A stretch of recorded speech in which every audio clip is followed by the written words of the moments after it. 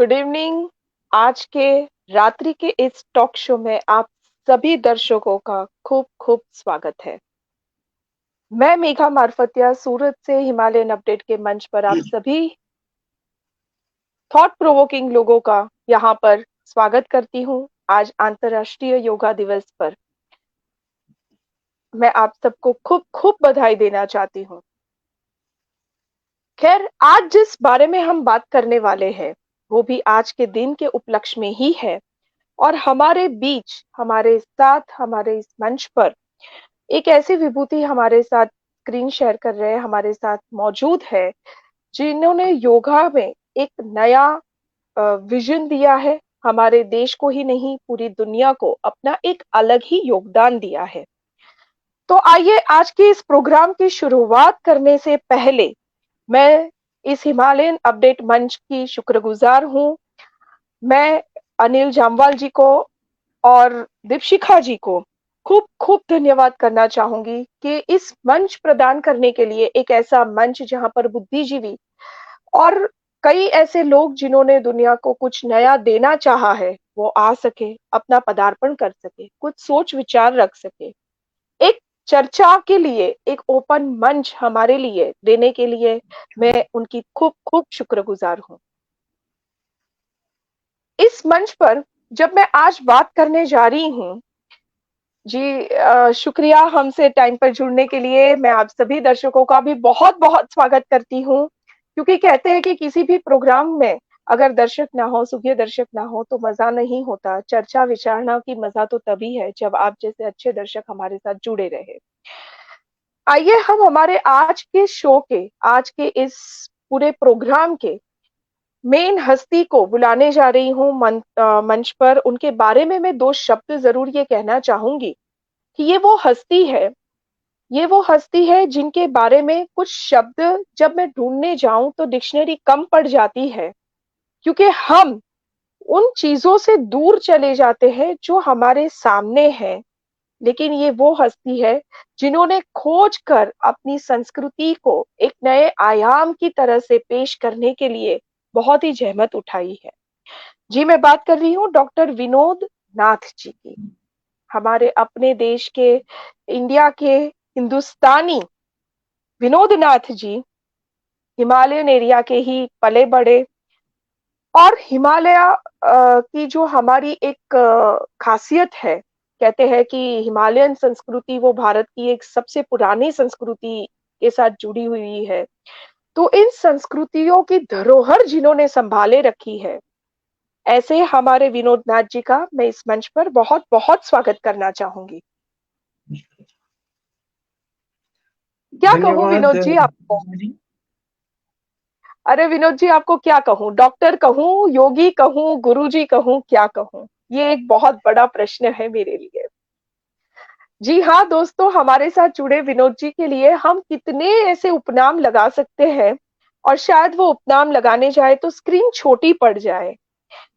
Doctor इसीलिए क्योंकि योग की एक नई पद्धति का आविष्कार करना मॉडर्न जमाने में, हमारे वो पिज्जा बर्गर को छोड़ के या बाकी की मॉडर्न लाइफ को छोड़ के, हमारी संस्कृति के एक धरोहर को पकड़ के एक नई योग की पद्धति का आविष्कार करना, ये सही में बहुत ही अनूठा प्रयास है।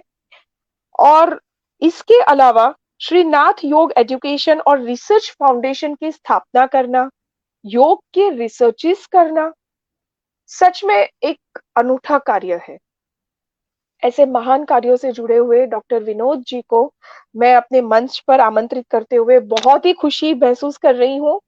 एंड सर जी, सीरियसली आई फील ओवरवेल्म कि मुझे आपका इंटरव्यू करने मिला। आज की मंत्र में चर्चा में अगर मैं यहाँ उपस्थित हूँ तो मुझे ये मेरे लिए सच में खुश नसीबी की बात है। आइए विनोद धन्यवाद जी के बाद।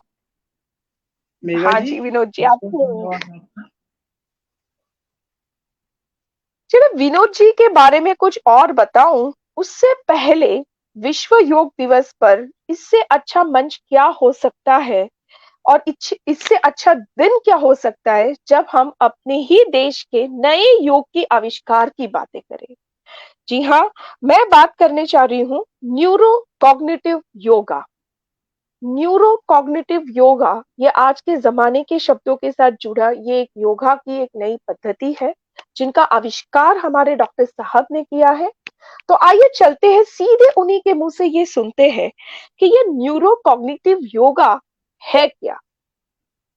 Over to you Vinod ji, आप कुछ चंद पहले शब्दों तो में हमें ये मैं समझाएँगे। आदरणीय आदिल जामवाल जी का हिमालयन अपडेट साहित्य सृजन कला मंच का बहुत आभारी हूँ, जिन्होंने मुझको ये मंच प्रदान किया।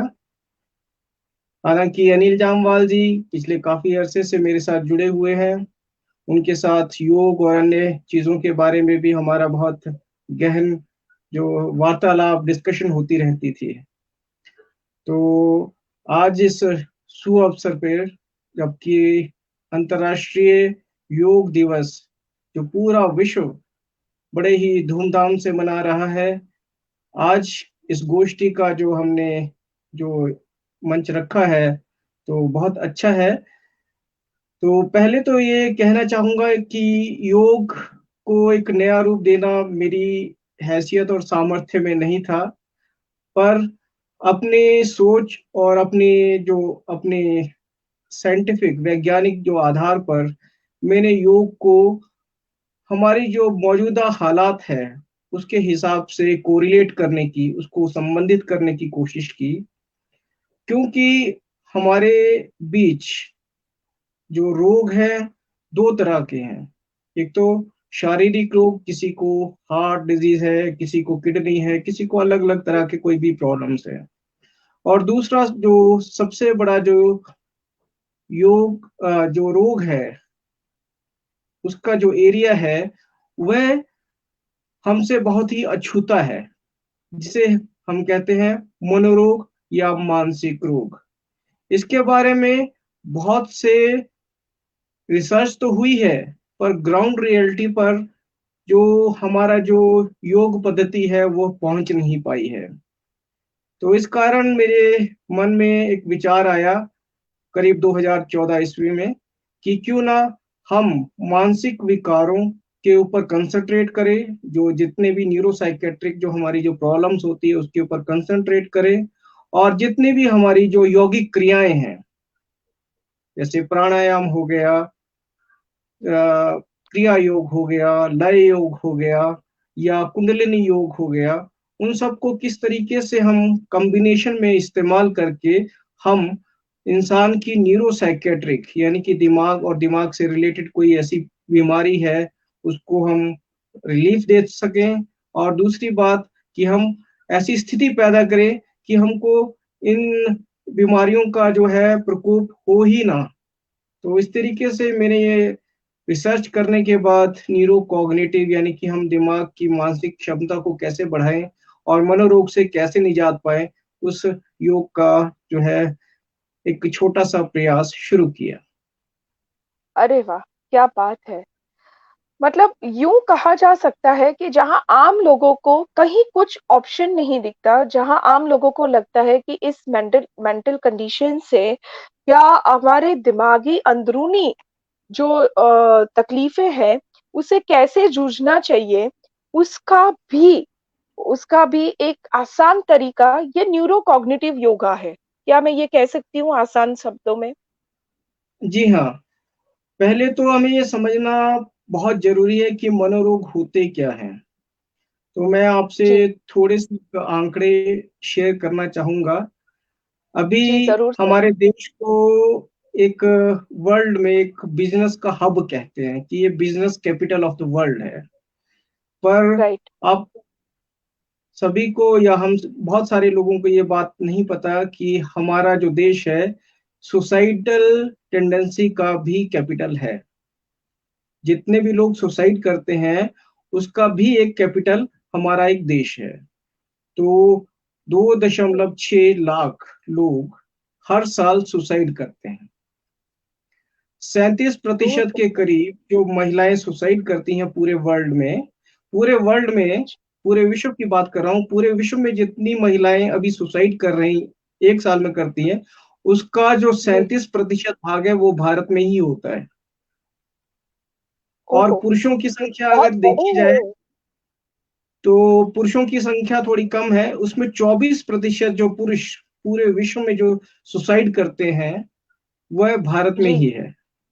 तो आप इन आंकड़ों को जरा ध्यान से देखिए और पूरे विश्व में और हमारे विश्व की पॉपुलेशन में जो कितना कंपैरिजन है और हमारी जो स्थितियां हैं उसके बारे में विचार करें कि हमारे पास मेंटल हेल्थ को रिकवर करने के लिए या रोगियों को ट्रीट करने के लिए अच्छी सुविधाएं है ही नहीं। जी, ज़रूर। मुझे आपकी बात सुन के तो मैं खुद ही एक शॉक में आ गई हूँ कि अगर हमारे ये आंकड़े हैं, तो जहाँ हम भविष्य को बनाने की बात कर रहे हैं, वहाँ ज़रूर हमें इस मेंटल हेल्थ पे काम करना चाहिए। शुक्रिया अनिल जी हमारा स्वागत करने के लिए। हम आपके वैसे भी बहुत शुक्रगुज़ार हैं इस मंच प्रदान करने के लिए। बात जहाँ सीरियस नोट पे चल रही है तो विनोद जी मैं भी आपसे इस बात से तो सहमत हूँ क्योंकि एजुकेशन फील्ड में 22 सालों से जुड़ी हुई हूँ मैं। तो मैंने भी ये ज़्यादातर देखा है कि आज के यंगस्टर्स में ये डिप्रेशन और सुसाइडल टेंडेंसीज़ बढ़ती जा रही है। तो क्या मैं आपसे दूसरा प्रश्न इस बारे में करना चाहूँगी, थोड़ा-सा जब हमारी ये बातें चल रही है तो, कि क्या ये न्यूरो कॉग्निटिव योगा अगर हम एक अच्छी यंग टीन एज से अगर बच्चों को सिखा सकते हैं, क्या ये ऐसा मापदंड हो सकता है कि जिससे हम ये सुसाइडल और डिप्रेशन से बाहर ला सके अपने यूथ को? जी हाँ, बहुत बढ़िया, बहुत सुंदर आपने प्रश्न किया है। इस एज को हम दो तरीके से देखते हैं।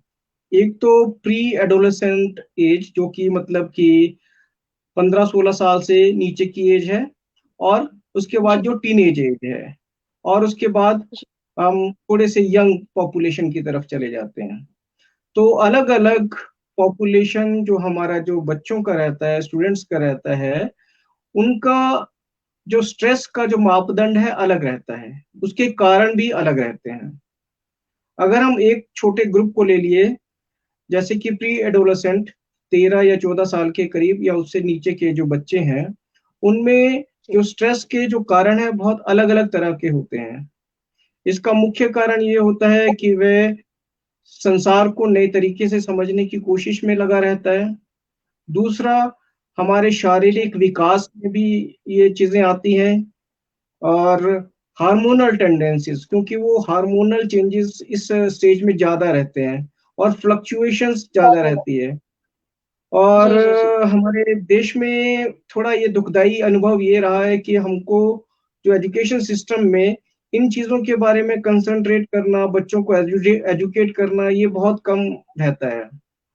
तो अगर मैं हम सही जी, जी। तरीके से उस लेवल पे एजुकेट करें, बच्चों का स्ट्रेस लेवल को अंडरस्टैंड करें और दूसरी बात उनको थेरेपी दें। थेरेपी मतलब कि अब जो बच्चा सफ़र कर रहा है, अभी जिसको कुछ जी, प्रॉब्लम आ चुकी है या कुछ सिम्पटम्स आ चुके हैं, उसको हम थोड़ा-सा मेडिटेटिव स्टेज पर ले जा कर के या कुछ काउंसलिंग करके, जो थेरेपी को डेवलप करके हम थोड़ा-सा इन चीज़ों से बच भी सकते हैं और रिलीफ़ भी पा सकते हैं। और दूसरी अगर हम बात करें अब जी। स्टूडेंट्स की और भी जैसे ग्रुप्स हैं हायर स्टेजेस पे अलग-अलग लेवल पे हम अलग-अलग तरीके से इस थेरेपी को इस्तेमाल कर सकते हैं और मोर ओवर मैं तो समझता हूँ ये बहुत ही अच्छा आप जो प्रश्न किया है आपने हमारी जो यंग पॉपुलेशन है स्टूडेंट पॉपुलेशन है अगर अच्छी तरीके जी। से तंदुरुस्त नहीं है मानसिक रूप से शारीरिक रूप से तो हमारे देश का भविष्य भी थोड़ा-सा फिर उसके ऊपर थोड़ा प्रश्न चिन्ह लग सकता है। सत्य हो जाता है। जी, जी, जी, सर जी, मेरा वही कंसर्न रहता है। तो मेरा कंसर्न भी वही था कि हम जहाँ कहते हैं कि युवा युवा धन हमारे देश का भविष्य है, तो उसके लिए वाक़ई में हमें सोचना चाहिए, तो ये शायद एक अच्छा अल्टरनेट हो सकता है। राणा जी, आपके बहुत-बहुत शुक्रगुज़ार हूँ और आपकी बात बिल्कुल सही है। विनोद जी के इंटेलेक्ट लेवल की क्या बात करें। मैं यहाँ पर आपकी इस वर्डिंग के साथ ये जोड़ना चाहूँगी राणा जी कि ये हमारे साथ जो बैठे डॉक्टर विनोद जी, उन्होंने खुद इन सब शब्दों के ऊपर जो हमारी छोटी-सी चर्चा हो रही है, ये तो सिर्फ़ हाइलाइट है। इन्होंने योगा के ऊपर और इसके ऊपर पूरी 2 किताबें लिखी हैं और कहते हैं ना कि भारत, इंडिया, हिंदुस्तान जो आज आज नई पीढ़ी का और नई शक्तियों का एक केंद्र बनने जा रहा है, तो शायद ये योगा इसका एक सेंटर बन सके, उसका एक पाधान बन सके, ऐसा मेरा एक आपसे और भगवान से गुजारिश रहेगी कि हम इसके द्वारा कुछ अच्छा योगदान देश को और हमारी पूरी विश्व की जनता को कर सके। आज विश्व योग दिन पर हम इससे ज्यादा तो क्या कह सकते हैं, दुनिया को इससे बढ़िया गिफ्ट क्या हो सकती है। और ये बढ़िया गिफ्ट लेकर आए हमारे साथ हमारे डॉक्टर विनोद जी, जिनकी वजह से हमें ऐसे प्राउड मोमेंट्स मिलते हैं। कहते हैं जब भी योगा की बात निकलती है तो हमेशा हम प्राचीन योगा से ही शुरू करते हैं विनोद जी। हमेशा योगा की बात आती है तो मैंने तो आज तक, जैसे मैं कई सालों से योगा से जुड़ी हुई हूँ, तो मैंने जितने कभी भी जो भी सुना है, मैंने हमेशा ये सुना, हठ योग सुना, फिर बाकी के अगर मैं बात करूँ तो अष्टांग योगा के बारे में सुना, मैंने कुछ योग निद्रा सुना, यिन योगा सुना, विन्यास योगा सुना, मैंने चक्र अनुसंधान सुना, मैंने कपाल भारती सुना, लेकिन ये सारे योगा, सच कहूं आज इस मंच से, तो सर जी ऐसा होता है कि शारीरिक श्रम इतना होता है कई योगा की पद्धतियों में, मैं क्रिटिसाइज नहीं करूंगी, पर हाँ पद्धतियां हैं अलग अलग, बट इतना शारीरिक श्रम होता है कि कहीं मेरे जैसे लोग उसे छूट जाते हैं। तो मुझे लगता है कि शायद जो आप जिस योगा की बात कर रहे हैं और आपने जिस नई पूरी टेक्निक को इतना डेवलप किया है, वो शारीरिक से ज्यादा शायद मेंटल, ब्रेन, कॉग्निटिव लेवल की आप बातें कर रहे हैं। तो ये शायद मेरे जैसे यंगस्टर्स और आने वाली पीढ़ी के लिए शायद बहुत अच्छा रहेगा। आप क्या कहोगे इसके बारे में? देखिए मेघा जी, जी जी जो आप कह रहे थे शारीरिक जो श्रम है बहुत ज्यादा हो जाता है, तो जी उसके बारे में तो एक बिंदु ये है कि आजकल जिस तरीके से योग को प्रस्तुत किया जा रहा है वह एक जी जिम्नास्टिक लेवल का या एक जिम लेवल का योग है। तो जी योग के ठीक पीछे अगर हम देखें तो योग का मतलब है जमा करना, प्लस करना, इकट्ठा करना। जी ठीक। जरूर। विनोद जी, तो यहाँ एक बात को मैं लगाना चाहूंगी। आज के विश्व योग दिवस के की थीम भी यही है, पूरे विश्व की स्वास्थ्य को जोड़ना। अपने प्रिय प्रधानमंत्री जी, माननीय प्रधानमंत्री जी नरेंद्र मोदी जी ने भी यही थीम दिया है विश्व योग दिवस पर। तो बात तो आपकी सही है, पूरे विश्व को जोड़ना या जोड़ना उसे योग कहते हैं। जी ठीक, वो तो वैश्विक स्तर की बात हो गई। अगर हम एक जी इंडिविजुअल, एक व्यक्तिगत लेवल की बात करें तो योग का मतलब होता है शक्ति का अनुसंधान करना, उसका संचय करना। ठीक। जी बिल्कुल। अगर हम जरूरत से ज्यादा कोई एक्सरसाइज कर रहे हैं, कोई आसन या प्राणायाम कर रहे हैं और हमारी शक्ति का क्षय हो रहा है, निकल रही है बाहर, तो उसे हम योग नहीं कह सकते। वह योग की परिभाषा में नहीं आएगा। ठीक। सही है। बिल्कुल शारीरिक सही। श्रम, शारीरिक श्रम उतना ही किया जाए जितना हम अपने शरीर को मेंटेन करने के लिए और अपनी जो पूरे ऑर्गन सिस्टम को हेल्दी रखने के लिए करें। अगर हम जरूरत से ज्यादा अपनी ऊर्जा का जो निकाल रहे हैं, उसे क्षय कर रहे हैं, तो इसका मतलब योग के जो असली पथ है उससे भटक रहे हैं। इस बारे में मैं एक और शब्द के बारे में आपको संज्ञान देना चाहूंगा। योग में, योग शास्त्र में एक शब्द आता है प्राजल्प। प्राजल्प हाँ जी। मतलब कि अत्याधिक किसी चीज का किया जाना, वह निषिद्ध है। व्याधिकरण होना। हाँ। या जी तो फिर जी जी। किसी आसन का बहुत ज्यादा करना, वह भी निषिद्ध है। हम्म, किसी प्राणायाम का अधिक राइट करना, वह भी निषिद्ध है। किसी योग या तंत्र क्रिया राइट। का करना, वो भी निषिद्ध है। और दिखावे के लिए कोई आसन करना, वह भी निषिद्ध है। वह भी प्राजल्प की सीमा में आता है। और दूसरी बात जी जी ये कि जी। भी आपने जो प्रश्न का दूसरा भाग रखा था कि ये शारीरिक से ज्यादा मानसिक है, तो मेरे कहने हाँ का तात्पर्य ये है कि हमें दोनों तरह के शरीर, हमारे भौतिक शरीर और सूक्ष्म शरीर, सूक्ष्म शरीर में हमारा मानसिक शरीर भी आता है, दोनों का ही एक बैलेंस्ड अप्रोच लेकर के चलना होता है। अगर हमारा शारीरिक स्वास्थ्य ठीक नहीं है तो हम मानसिक रूप से भी जो योग करना चाह रहे हैं, जो क्रिया करना चाह रहे हैं, उसमें हमको अधिक सफलता नहीं मिल पाएगी। ज़रूर। बहुत खूब कहा विनोद जी, और शायद आपकी इन बातों से यूथ भी तो बहुत प्रेरित होगा। और कई बार मैंने भी ये देखा है कि बहुत ज़्यादा हम किसी चीज़ के पीछे पड़ जाते हैं कि भई हमें करना ही है, जिसे हम हठ योग का भी एक प्रकार कहते हैं। लेकिन हमारे शास्त्रों में भी ये कहा गया है, शिव भक्त हूँ और काफ़ी चीज़ें मैंने वो शिव योगा, अष्टांग योगा जो शिव जी के उसमें भी पढ़ी है। बार-बार शिव जी कहते हैं, जब पार्वती जी को अष्टांग योगा का मार्गदर्शन करते हैं तब, कि अ, शरीर की सीमाओं में बंधते हुए शरीर की सीमाओं का दायरा बढ़ाना होता है। उसे एक्सट्रीम लेवल पे नहीं ले जाना होता है, शक्तियों का संचय होता है। तो मुझे लगता है कि आप बिल्कुल वही बातें कर रहे हैं जो हमारे शास्त्रों ने और धरोहर में लिखी हुई है। बस उसे थोड़ा-सा अच्छे नए तरीके से, वो कहते हैं ना कि हमारे जनरेशन के लिए आसान तरीके से आप हमें परोस रहे हैं। तो भई ये तो शायद हम लोगों के लिए बहुत अच्छा होगा। एक और बात मैं अपने दर्शकों से ज़रूर शेयर करना चाहूँगी कि जिन बुक्स की मैं बात कर रही थी, तो हमारे बीच जो ये हमारे डॉक्टर विनोद जी हैं, उन्होंने 2 बड़ी बुक्स लिखी है। एक है kundalini awaken through the telekinetic, right sir? तो टेलीकाइनेसिस। टेलीकाइनेसिस की जो शक्तियाँ हैं उसके थ्रू कुंडलिनी की जागृति करना। और दूसरी उन्होंने लिखा है कि kundalini awaking beyond the faith. In books के बारे में हम बहुत जल्द थोड़ी-सी डिटेल में चर्चा करने के लिए ज़रूर आपसे वापस मिलेंगे। लेकिन मैं आपसे यहाँ ये प्रश्न करना चाहूँगी आज योग दिवस पर, कि जहाँ एक कुंडलिनी जागृति की क्रिया ऐसे किसी अलग तरीके से या आसानी से हो सकती है, और हमारे शरीर का आंतरिक विकास, कॉग्निटिव डेवलपमेंट, ब्रेन का डेवलपमेंट भी इतने आसानी से हो सकता है। ऐसी एक नई खोज करने की आपको प्रेरणा कहाँ से मिली? पहले तो ये कहूँगा कि कुंडलिनी को सही तरीके से जागृत करना कोई आसान तरीका नहीं है। हालाँकि जी, टेक्निक्स जो है, जो तरीके हैं, उनको सरलबद्ध तरीके से लंबे समय तक किए करने से हमको लाभ मिल सकता है। तो जी, शॉर्टकट तो योग में कोई नहीं है। जैसे कि आजकल हाँ, देखने को मिलता है, लोग कहते हैं कि वे 5 मिनट, 15 मिनट, 20 मिनट में आपकी कुंडली अवेकन कर देंगे, चक्कर को एक्टिवेट कर देंगे, वो ऐसा कुछ संभव नहीं है।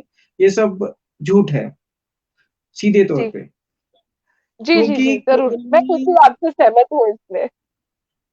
क्योंकि ये सब व्यावसायिक जो चीज़ें हैं, वो हमारे आंतरिक और आध्यात्मिक उन्नति के लिए वो उसका कोई उससे तालमेल नहीं है, ठीक? जी, और दूसरी बात कि भी तरीकों को हम आजकल के जो मौजूदा हालात हैं और जी, मौजूदा जो परिवेश है, जैसा कि हमारा लाइफ़स्टाइल है, उस तरीके से हम हाँ, डिज़ाइन कर सकते हैं।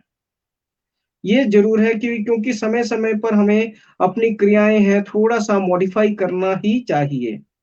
क्योंकि पहले जैसा ना तो हमारा खान-पान रहा है, ना तो अब रहन-सहन रहा है, ना ही हमारे जो जीवन जीने के जो मापदंड हैं, वह रहे हैं।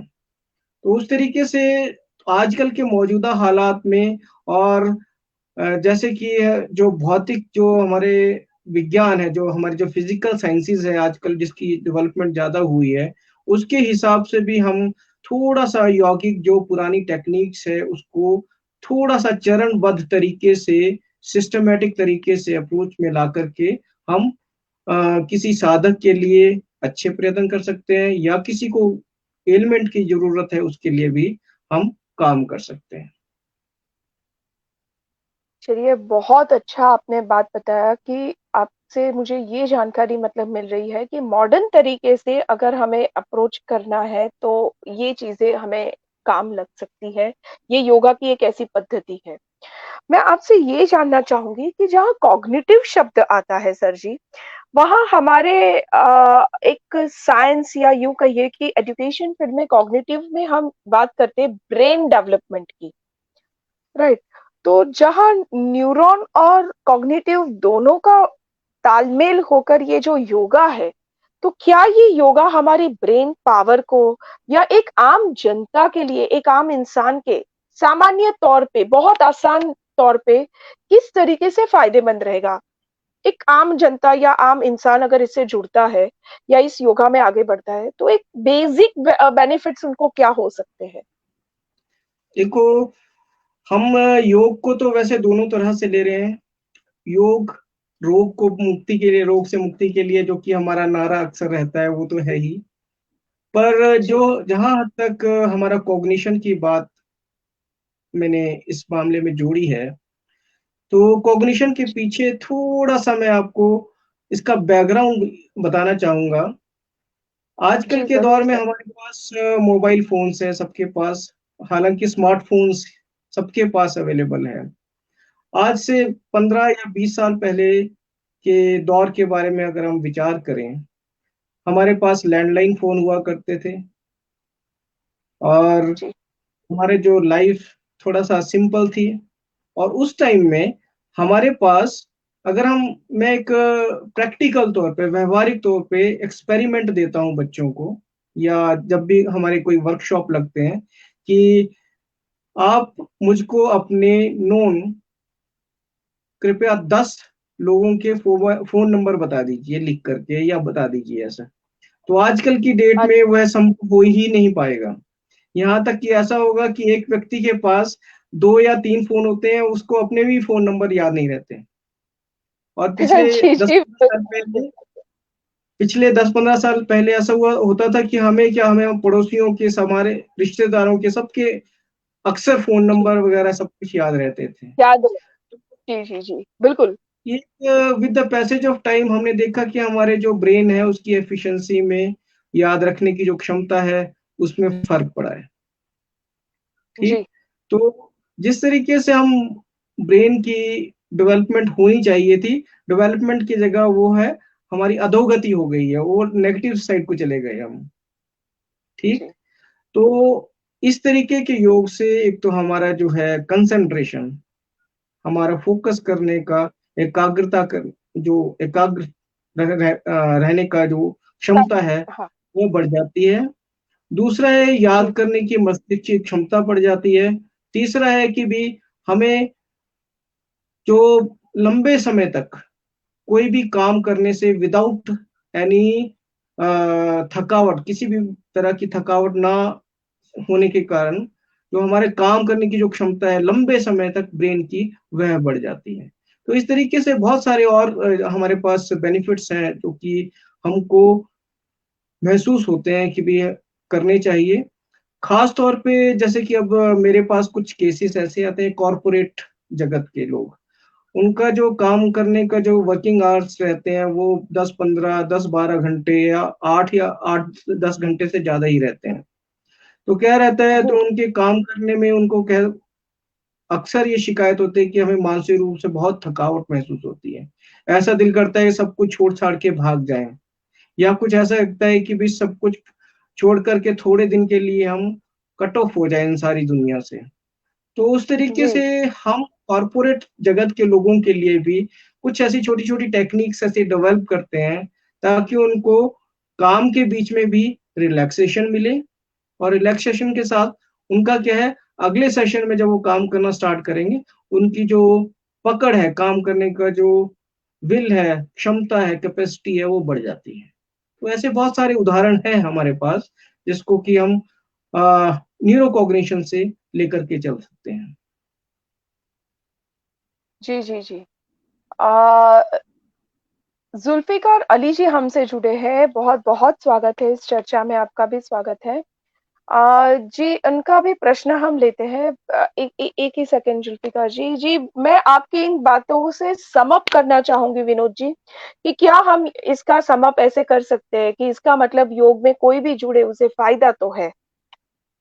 आंतरिक तौर पे जितना उतर सको वो अलग बात है, अगर नहीं भी ज़्यादा कर सको तो भी ये बेसिक बेनिफिट है। अगर हम स्वस्थ हैं तब भी हमारा कंसंट्रेशन अगर बढ़ता है, रिलैक्सेशन होता है, अगर एक अच्छी नींद आ जाती है, तो शायद ये हमारे लिए बेनिफिट तो है। तो ये तो सारे बेनिफिट के बारे में हमने बात की। अब इनका जो प्रश्न था अली जी का वो ये था कि योग में किन लोगों को जुड़ना चाहिए? कौन-सी एज या कौन इसमें जुड़ सकते हैं और कैसे जुड़े?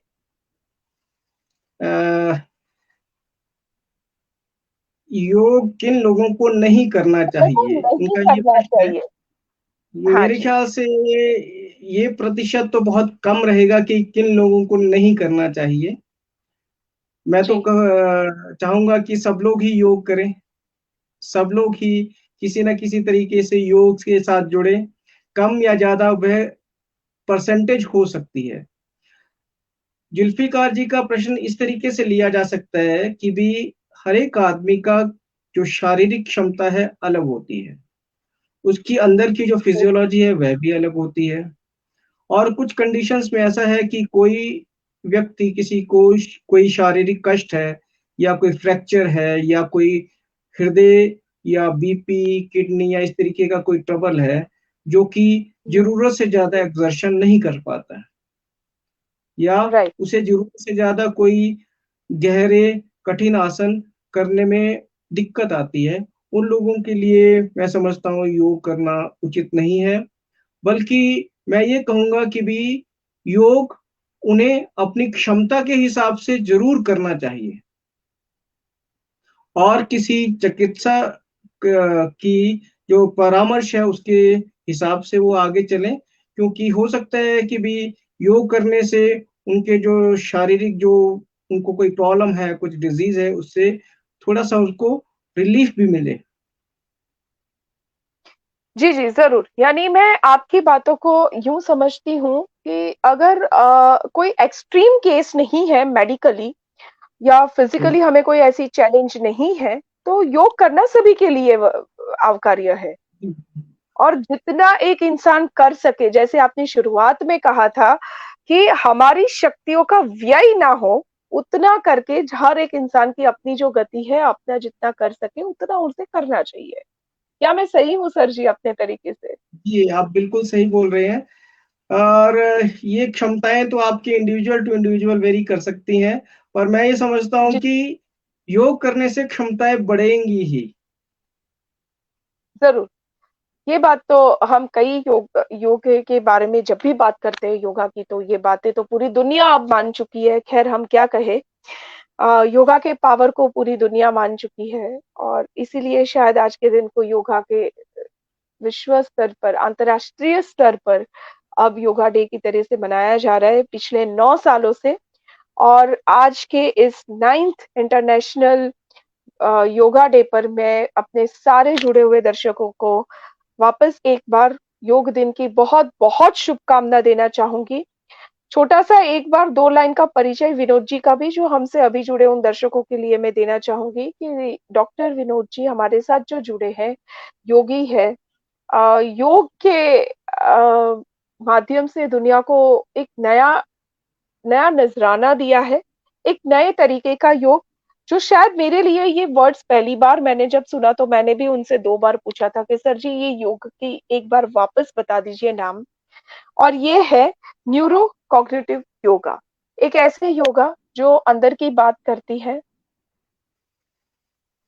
और इंटरनल डेवलपमेंट की बातें करते हैं। जी, जय अनजान जी, आपको भी शुभकामनाएँ। थैंक यू सो मच इस मंच के द्वारा हमारे साथ जुड़ने के लिए। इस चर्चा में जितने बुद्धिजीवी साथ में होंगे, अगर आपके भी कोई प्रश्न हैं, तो आप पूछ सकते हैं यहाँ पर। विनोद जी हमारे साथ जुड़े हुए हैं और आखिरी के इन 5-10 मिनटों में मैं चाहूँगी कि अगर आप में से कोई कुछ प्रश्न पूछना चाहे, तो हमारे साथ जुड़े।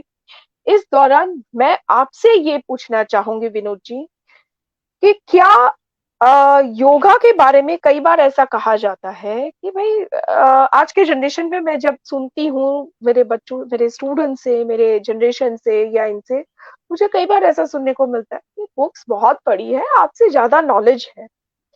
तो मेरा आपसे ये प्रश्न है कि योगा की बुक, एक कहते हैं कि मैं हमेशा इस बारे में मेरे स्टूडेंट्स को ऐसा हमेशा गाइड करती हूँ कि बुक आपको गाय कैसी है वो बता सकता है, लेकिन अगर दूध पीना है तो गाय के पास जाना पड़ेगा, उसका एक्सपीरियंस लेना पड़ेगा। तो क्या आप इस बात से सहमत हैं? क्या आप क्या कहना चाहेंगे?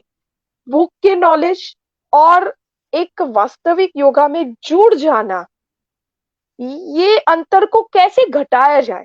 क्योंकि बार बार यंगस्टर पढ़ना पसंद करते हैं, उसके बारे में बातें करना पसंद करते हैं, लेकिन जब जुड़ने की बात आती है कहीं ना कहीं नंबर कम हो जाते हैं।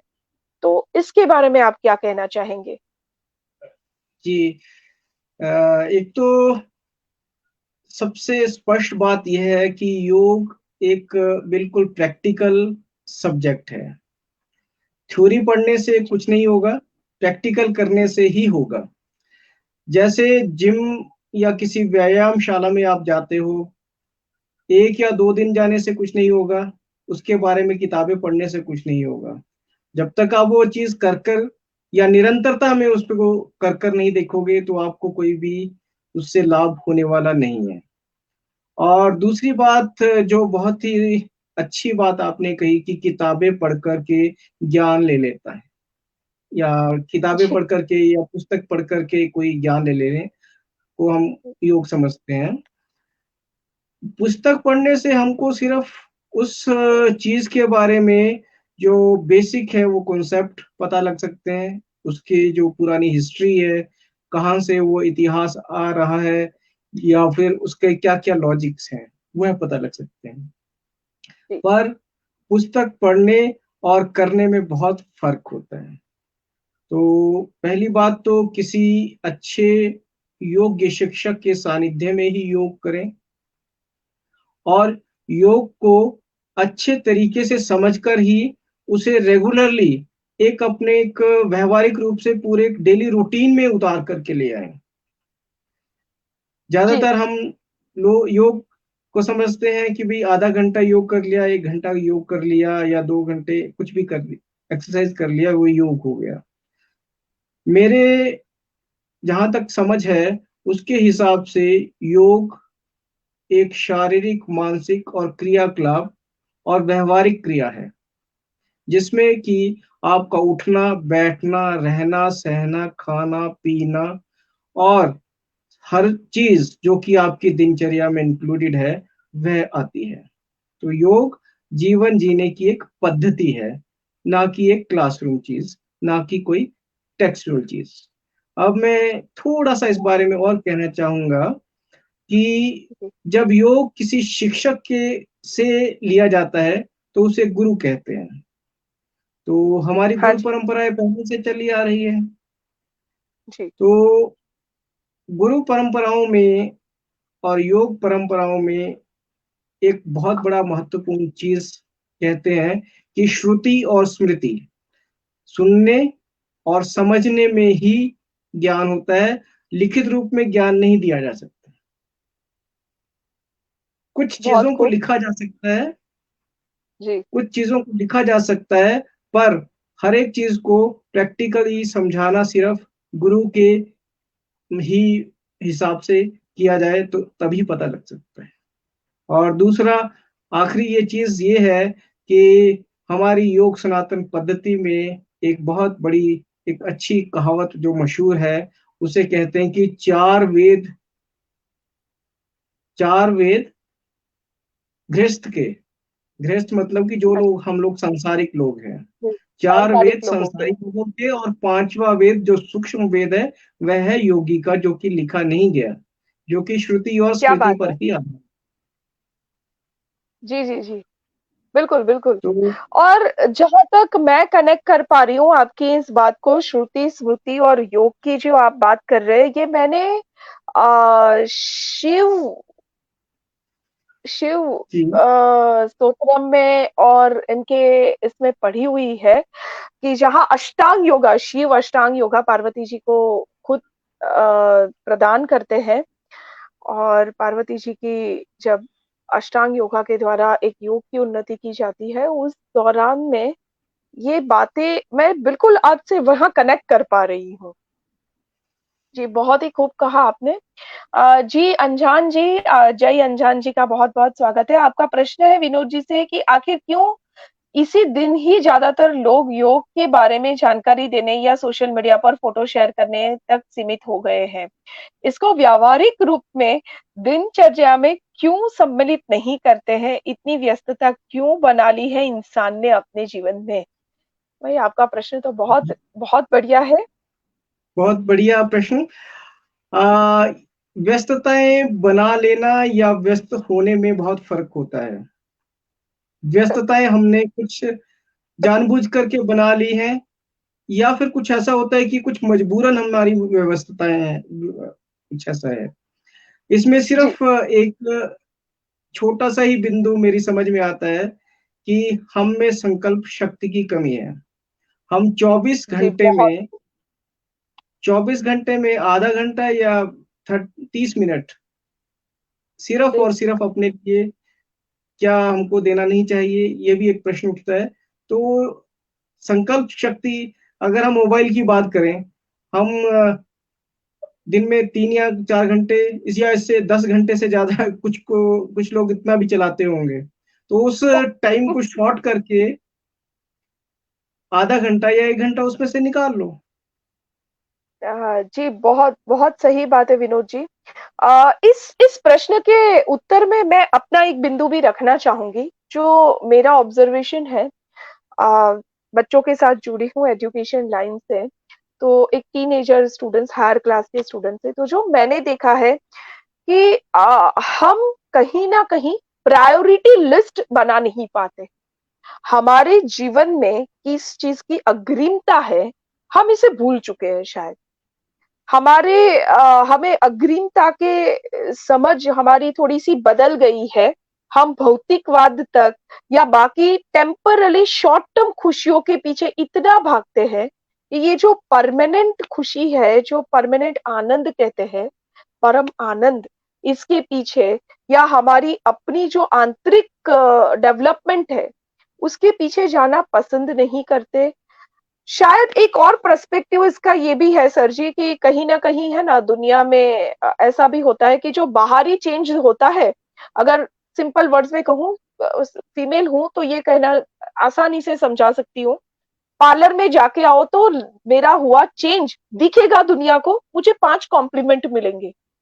तो बाहरी जो चेंज होते हैं शारीरिक, वो दिखते हैं, कॉम्प्लीमेंट मिलता है। आंतरिक बदलाव से जो दुनिया बदलती है, उसमें हमें ना किसी का कॉम्प्लीमेंट मिलता है और ना ही हम दुनिया को दिखावा कर सकते हैं। और शायद इस वजह से उस दुनिया के बारे में उससे हम थोड़ा दूर होते जा रहे हैं, भौतिकवाद के और इसके करीब होते जा रहे हैं।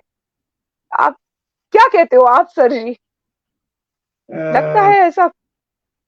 ऐसा है। इसका एक बड़ा कारण ये है कि हम अपनी आत्मा के प्रति जवाबदेह नहीं है, आंसरेबल नहीं है। हम जी, केवल और केवल दूसरों के रेफरेंस में ही जीना पसंद करते हैं। जी, बहुत खूब कहा आपने। जी, जी, जी। मैं यही ठीक यही है। कहने की कोशिश करती। और दूसरी बात ये कि जैसे कि आपने वो बात की कि भी कोई ब्यूटी पार्लर में जाते हैं या कुछ ऐसा कुछ कह रहे थे, तो एक योगी या कोई साधक या योगा का जो प्रैक्टिशनर है, अब योग को योगा कहते हैं, चलो वो समय का वो है। जो जी, योग का जो साधक है, उसे अपने आचरण और आंतरिक व्यवस्था के ऊपर ज्यादा केंद्रित करना चाहिए। ठीक है। जी, आचरण और आंतरिक व्यवस्था, और जी। बजाय इसके कि आवरण के ऊपर। आजकल उल्टा हो गया है, हम आवरण के ऊपर ज्यादा केंद्रित करते हैं, आंतरिक व्यवस्था के ऊपर कम केंद्रित करते हैं। जी, बिल्कुल, बिल्कुल। तो आपने देखा होगा कि हमारे पास हजारों लाखों तादाद में योग और योग से रिलेटेड गुरु होते हैं, काले पीले भगवान ऐसे वस्त्र पहनते हैं। तो वो आवरण है, आंतरिक व्यवस्था जी, कुछ और है। जी, तो जी, शुक्रिया। हमें हमें उस चीज को थोड़ा सा समझने की जरूरत है कि हमारे जीवन की प्राथमिकताएं क्या है। जी, बहुत बहुत सही है। मैं खुद भी इस बात में मानती हूँ कि हमें प्राथमिकता, अग्रिमताओं को समझना होगा। चलिए, शुक्रिया शुक्रिया अनजान जी। बहुत ही अच्छा सवाल किया। आपके सवाल की वजह से शायद हमें भी कुछ अच्छा विश्लेषण करने का मौका मिला। इसी तरह चर्चाएँ चलती रहे। आखिरी एक पॉइंट पे मैं आना चाहूँगी कि जहां तक मैंने समझा आज के इस पूरी चर्चा के दौर में आपसे इस न्यूरो कॉग्निटिव योगा के बारे में, तो कहीं मैंने कुछ इसके बारे में जो पढ़ा था या आपसे बातचीत के दौरान जो मैं समझ पाई, इसका मतलब ये भी मैं निकाल सकती हूँ कि न्यूरो कॉग्निटिव योगा एक ऐसे योगा है जो हमारे ब्रेन डेवलपमेंट पे और हमारी जो न्यूरोलॉजिकल चीजें, मतलब जिसे हम न्यूरॉन कहते हैं, उसे स्ट्रॉन्ग करने पर काम करते हैं। तो क्या ये योगा कहीं ना कहीं, जैसे आपने कहा कि हमारे हेल्थ के ऊपर भी ये इफेक्टिव है, तो क्या मैं इसे जोड़ सकती हूँ कि ब्रेन इंजरी, पार्किंसंस डिसीज या किसी स्ट्रोक की वजह से हुए किसी ब्रेन की काम करने की क्षमता जब घट जाती है या कम हो जाती है, क्या इसके ऊपर भी हमारे ये योगा इतने इफेक्टिव है?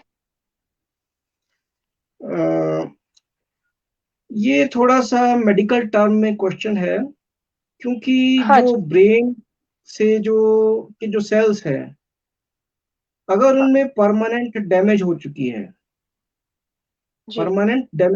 है या किसी तरह से वो परमानेंटली डिसफंक्शन हो चुके हैं, तो उस कंडीशन जी। में तो हमारा जो यौगिक और यौगिक क्रियाएं ज्यादा कारगर नहीं हो सकती। पर ओके।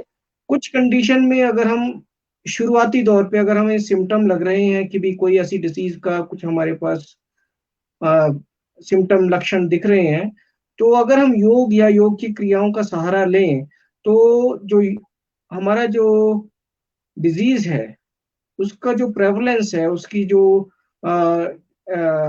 तीव्रता है, वो काफी कम की जा सकती है। जी। हालांकि मैं इस बारे से मैं बिल्कुल भी ये नहीं कह सकता कि 100% रिलीफ किसी यौगिक पद्धति से हमको मिलता है। ये सिर्फ एक तरह से एक अल्टरनेटिव मेडिसिन है, जिसकी वजह से हम अपने जो है रिलीफ पा सकते हैं। जी, जरूर जरूर।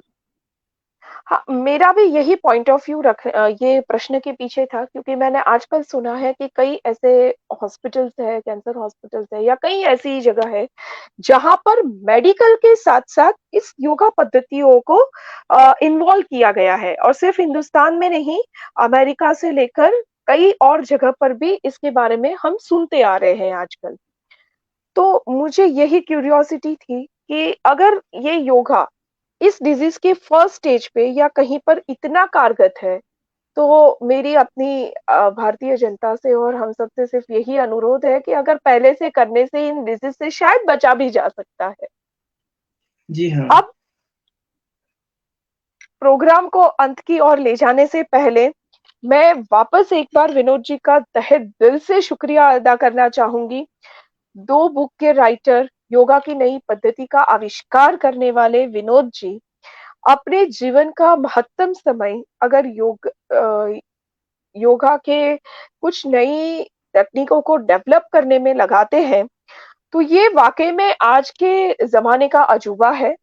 और सर जी, सच में ये हमारे लिए प्राउड मोमेंट है कि आज के 21वीं सदी में, जहां पूरी दुनिया योगा और आंतरिक मेंटल डेवलपमेंट के लिए, आंतरिक विकास और वैल्यूज के लिए हिंदुस्तान की ओर नजर करके बैठी है, तब हम ऐसी चीजों का आविष्कार कर रहे हैं और दुनिया को एक भेंट दे रहे हैं।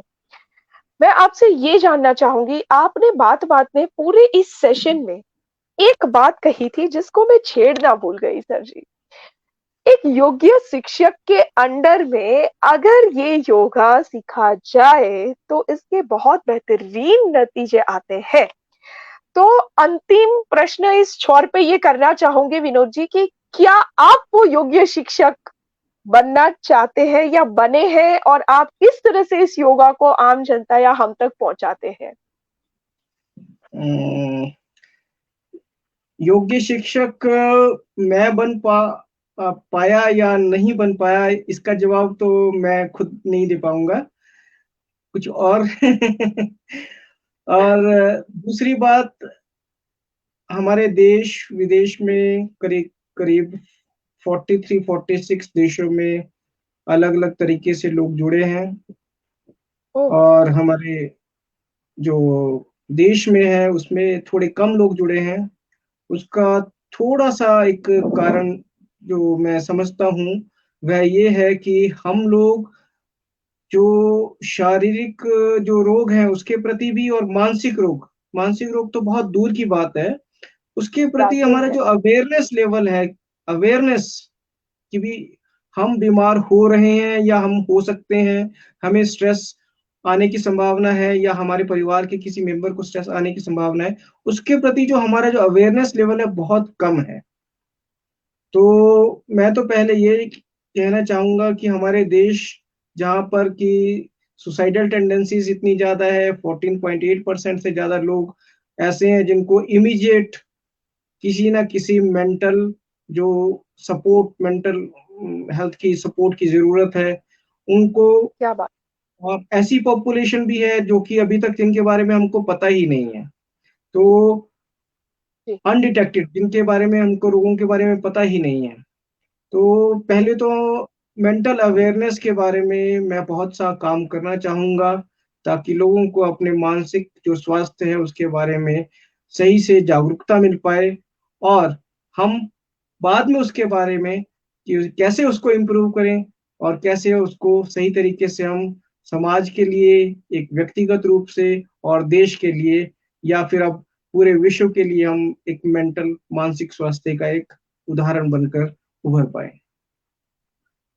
जी, बहुत-बहुत शुक्रिया इतनी अच्छी नॉलेज हमारे साथ शेयर करने के लिए विनोद जी, और बहुत-बहुत शुभकामना आज के अंतर्राष्ट्रीय योग दिवस पर। कामना करूँगी कि आपकी ये विश सच में पूरी हो, बहुत जल्द पूरी हो, और हो सके तो अगले अंतर्राष्ट्रीय योगा दिवस पर जब हम चर्चा करने मिले तो हमारे पास एक और इसमें कुछ नया पादान, नया आयाम आपने जोड़ लिया हो। तो दर्शकों का भी मैं यहाँ पर बहुत-बहुत शुक्रिया अदा करना चाहूँगी। जहाँ आजकल जहाँ आजकल एंटरटेनमेंट वैल्यू के अलावा कहीं चर्चा में पार्टिसिपेट करने के लिए लोग कतराते हैं, वहाँ कई ऐसे हमारे दर्शक मित्र हैं जो हमसे जुड़े हैं। कई विनय जी है, अली जी है। मैं उन सभी का बहुत तहे दिल से शुक्रिया अदा करना चाहूँगी। मैं पुष्पा जी का भी शुक्रिया अदा करना चाहूँगी।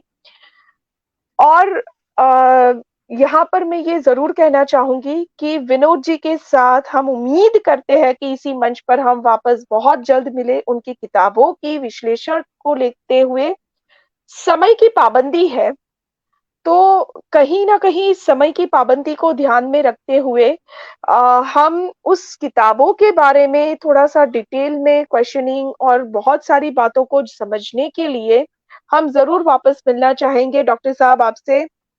और आपका कीमती समय हमें देने के लिए बहुत-बहुत धन्यवाद विनोद जी।